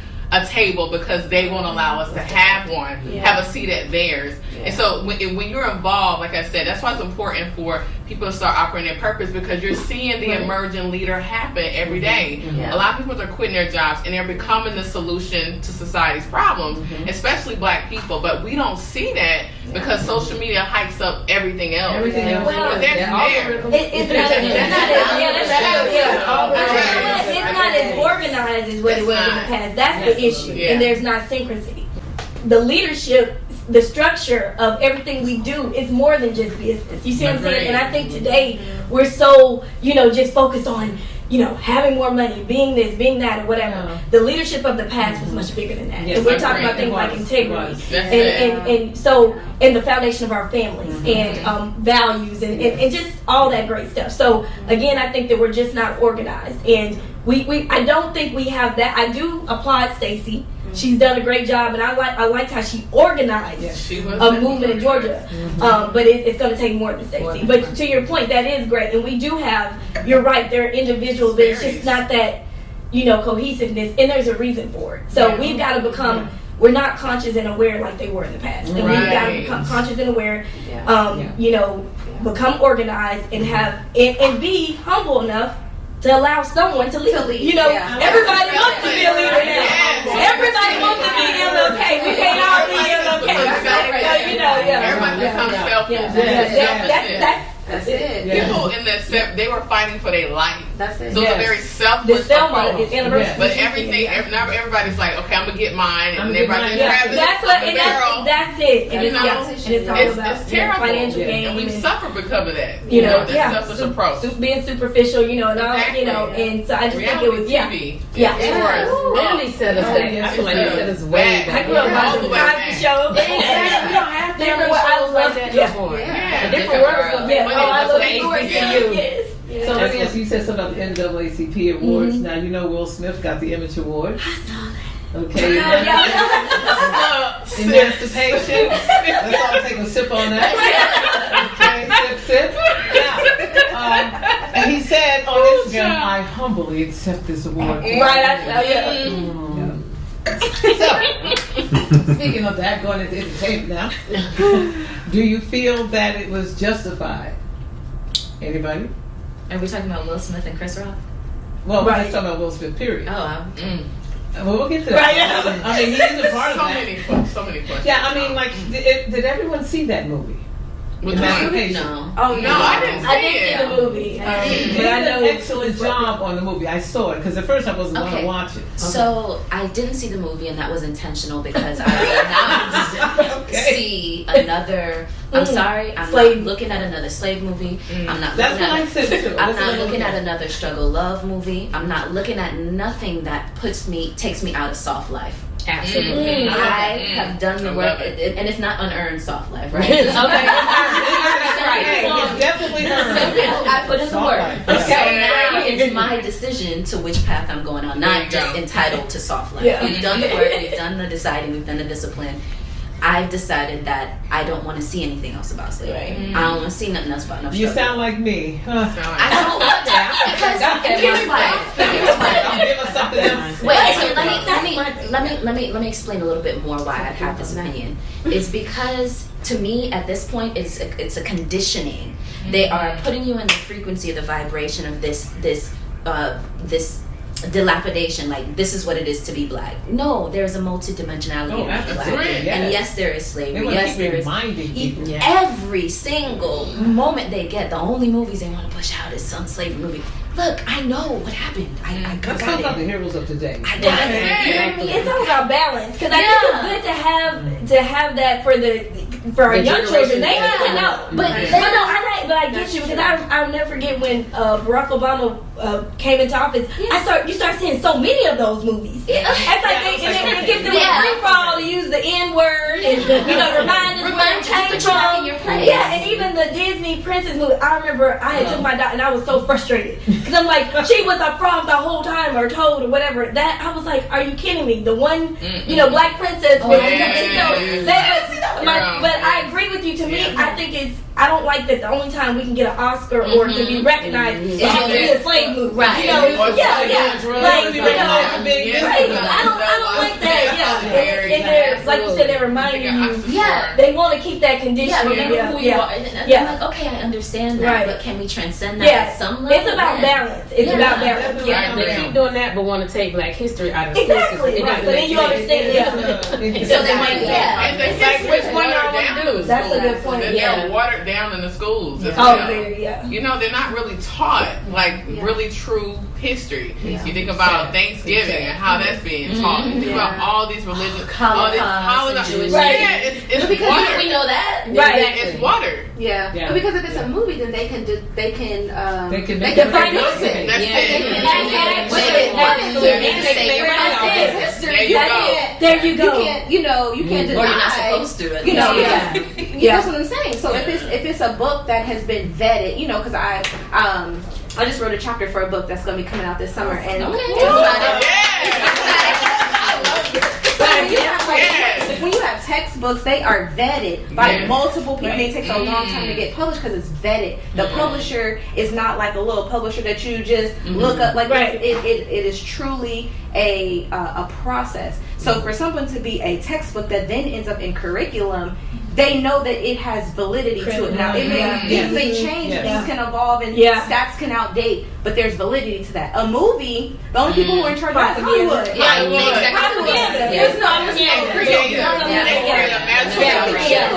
So we're gonna push out. I don't use imagination. We're gonna push out, all these movies because we can control the narrative of that. I can control this history. Yeah, that's true. That's true. You know what I'm saying? So I think that is why we continue to have these issues. But it's an ongoing thing, and that's why we have one of my line sisters is running for the school board. We have all of these different entities that aren't necessarily glamorized, but we need people in there so that we can control what the superintendent happening. That's true. That's a good point. Those lower level positions that matter, like the local level. That really makes a difference. We don't know that. Your local council. Your governor, you're this, you're that. All of those things matter down to the superintendent. We vote on those things in our counties. That stuff matters because they determine what goes. But you know what? That was more important. Yeah, but you know what? We say vote. But how often do we really educate you on the candidates? That's my thing. And I'm like, I started to do that more as an adult because I can tell y'all now, and I'm completely honest. At 18, it was just, who we voting for? Okay, that's who we voting for. Right. Now that I'm a homeowner and I'm paying taxes, right? I need to know where my money's going. Right. So now I'm rich. I'm looking at this. Let me ask you a question. Look at this mortgage statement.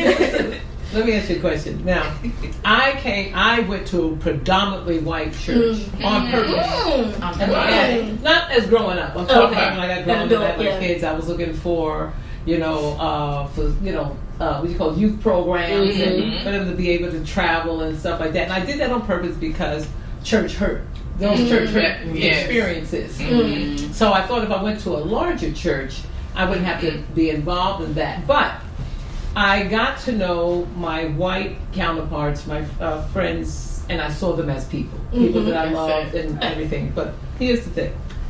When Trump ran for office, these are people that I literally went to different events, went to the house, spent the night with them, slept in the same bed on trips, everything. And then when that Trump came in office, it was like they changed. And I thought, this cannot, not all of them, this cannot be the same person. I can remember one of the ladies actually coming in my DM and saying, there's something that's going to be happening this weekend. I had no idea it was the insurrection when she said it. You know? Wow. And then I started thinking, and this is what I always say, he could not have won if all those people who lied and said they didn't vote for him. Because a lot of them lied. A lot of black folks lied too. Because I remember a lot of black folks were saying they weren't on the other side either. And they were lying too. But no one gets in office if you don't vote for them. That's true. So I realized that a lot of people were lying that they really did vote for him. You know, which was really upsetting to me because these are people I thought I really knew. Right. You know, and that's what happens with politics. It can actually divide you. Yes. I don't like politics anymore. It's designed to be divisive. Yeah, and I hate the where it went to now because it's like you have Democrat, Republican, and I feel like they automatically do lump, especially black women, the minority. You know, we're gonna be in the Democratic Party, but I feel like a lot of the things now don't stand for a lot of my values, and it kind of sucks because it's like.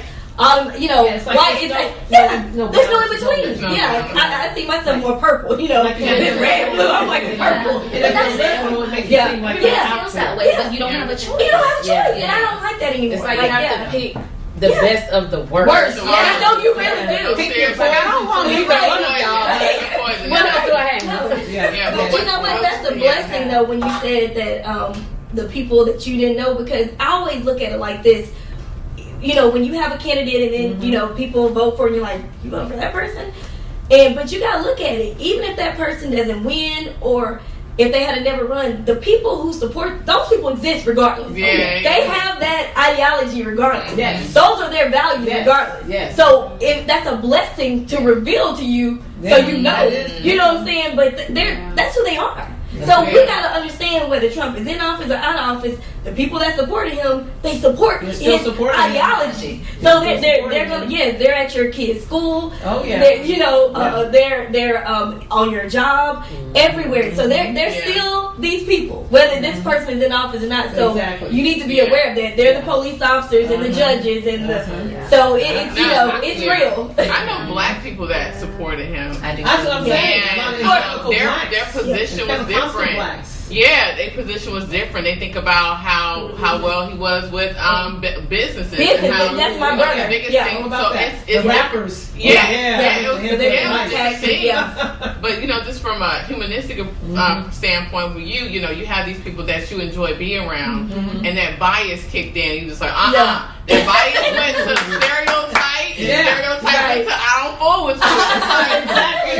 Did you mess up your relationships? Because I really didn't want to really get It's like you don't see him the same anymore. You didn't say You know what I'm saying? You making him a great person, but when you start digging deep, I started thinking, wow. That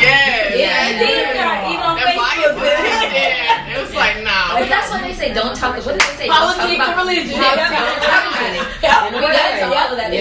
What disturbed me was when she warned me about the incident. What did she say? What is that?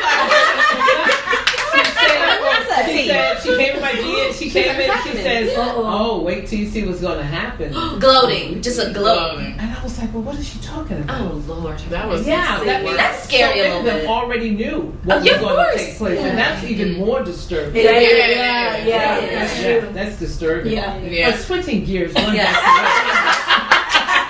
Will Smith. Let's talk about Jada. Do you believe she had alopecia? I mean, I think that's she had it. Yeah, I'm going here for a reason. Oh. Now, if she had alopecia, and Chris Rock said this, do you think that it was warranted when Will slapped Chris, even though he laughed? Then why did he laugh first? Right. Because it was funny to him. Right. That was him being a human being. Yeah. Okay? Yeah. But then when he looked at his wife, it's like, oh, wait a second. She's hurt, so I'm hurt. I'm going to have to do something about it. But see, I see it differently. I think that, so a lot of comedians and a lot of entertainers, I think a lot of times because we have pain or we have issues that we deal with, we turn to laughter as a stress relief. I don't know if that's the case, but a lot of times we see that in our history. Like, look at all of the famous comedians that are black. They all talk about that's how they started. Like they talk about themselves, they talk about their life, they talk about people's lives.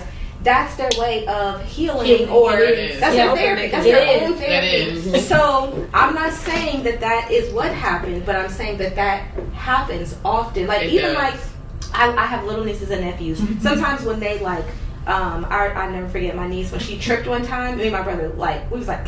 And it wasn't that we were laughing at her, but she got so defensive, like, don't laugh at me. And I was like, I'm so sorry. I'm not making fun of you. But it was like, sometimes our knee-jerk reaction is not the best reaction. Not just, and then we have to own up to it. Right. And we get penalized for our knee-jerk reaction that other people don't get penalized for. And I'm not justifying. We do a lot of justification. I'm not justifying. I'm just saying that we don't truly know, but we're all making decisions and opinions of what happened, and we're all, not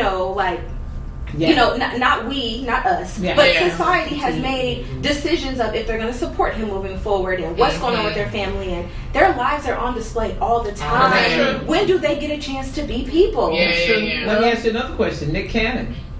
See, now no, but the same is true. Does he represent black men to be as an example? I'll be honest. I think it's something different than what everybody else. Because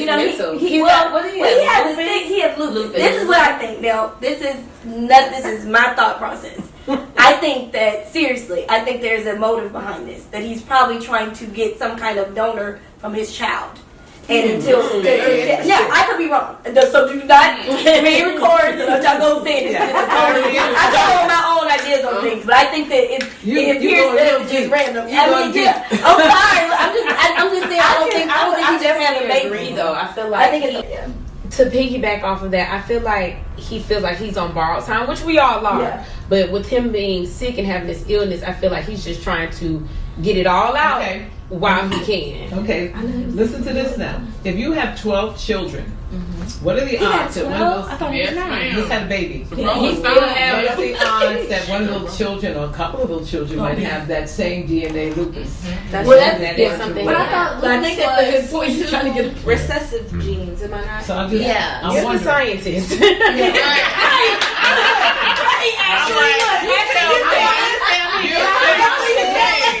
It's not dominant. Dominant genes are things that like we always have. Like recessive is kind of like the smaller genes. I thought that it's rare because I think let me look it up. But I thought that those types of autoimmune diseases are 2 recessive genes. So you'd have to get it from your mother and your father. I have a good friend. Testimony real quick. God always wants to give testimony when something comes up. I had lupus. Okay, as a teenager, I was discovered I had lupus. My parents don't have lupus. Nobody in the family have lupus. Right. And when I went to the doctor and they had told me what I had, I really didn't know how to figure that out because we had never heard of it. The neighbor next door had it. She passed away from it years later. We figured that out. But I started doing research as a teenager. Probably was about 16 or 17. Started doing research on it. And I was in my mind thinking, well, I'm not going to live long and this and that, and maybe this could happen to me, blah, blah, blah. I always think, because I kept flaring up, with the wolf, you know what I'm talking about. So I decided this time to go to church, to a different church. And I went to this church, I'll never forget it, Jamaica Avenue.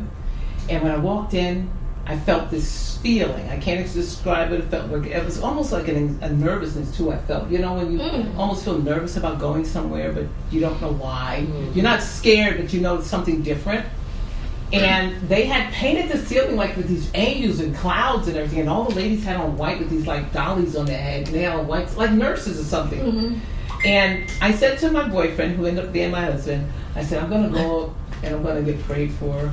But originally, I was going to get prayed for because I was feeling guilty about something. You're in a pit.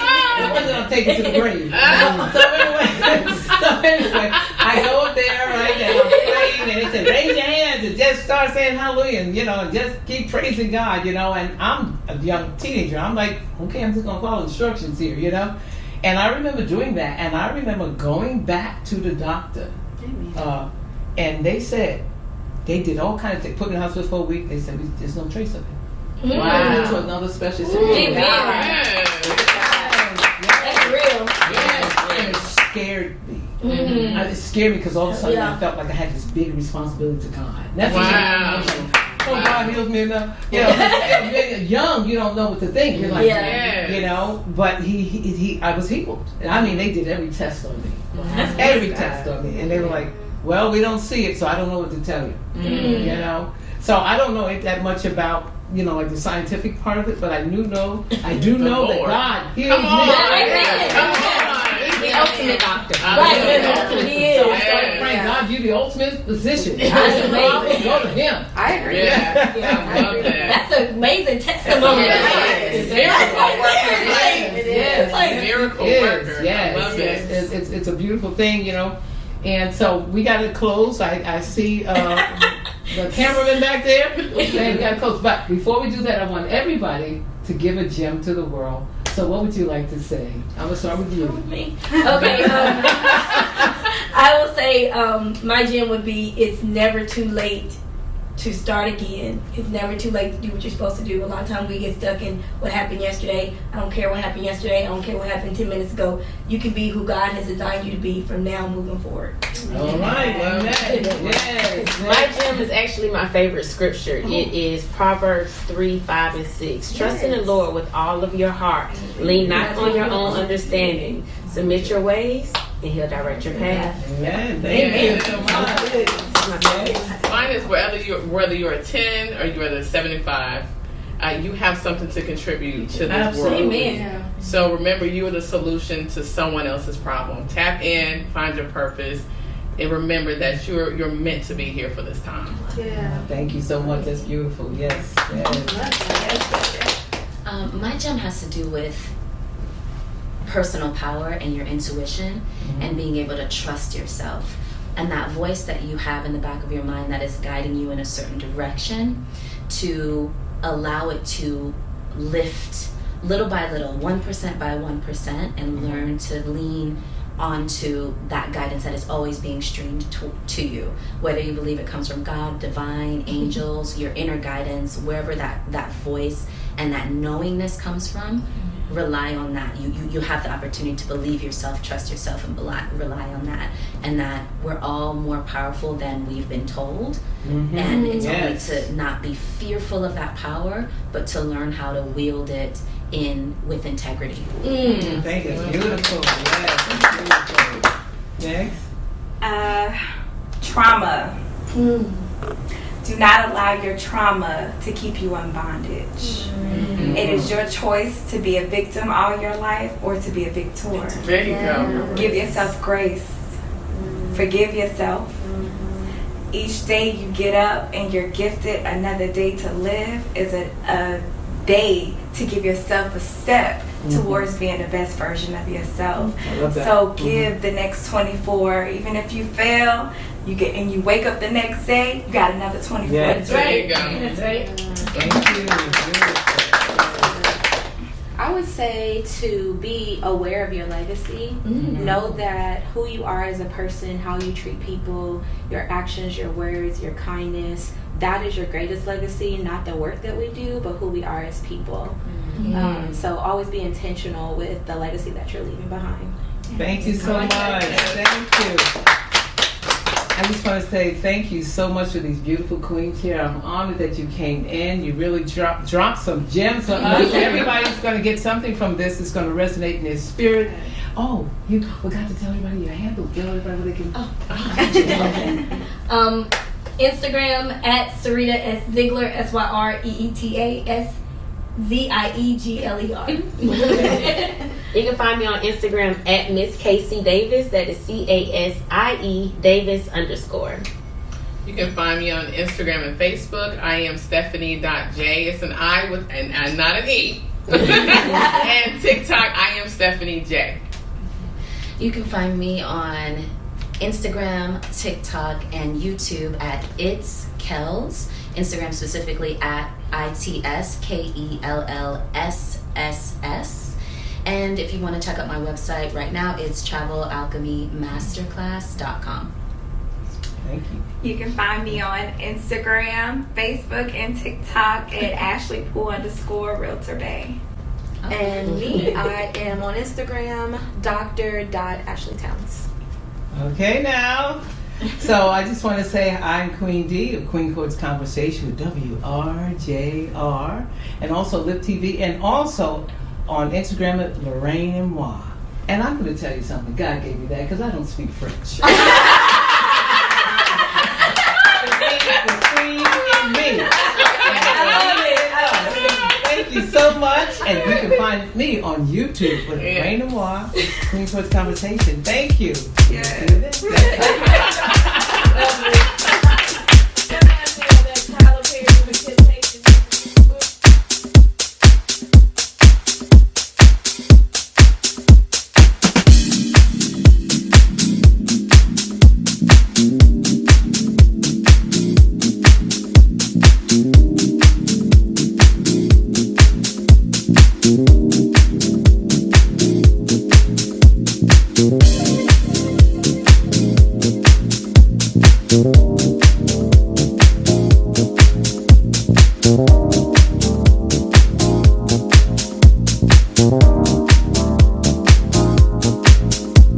Bye.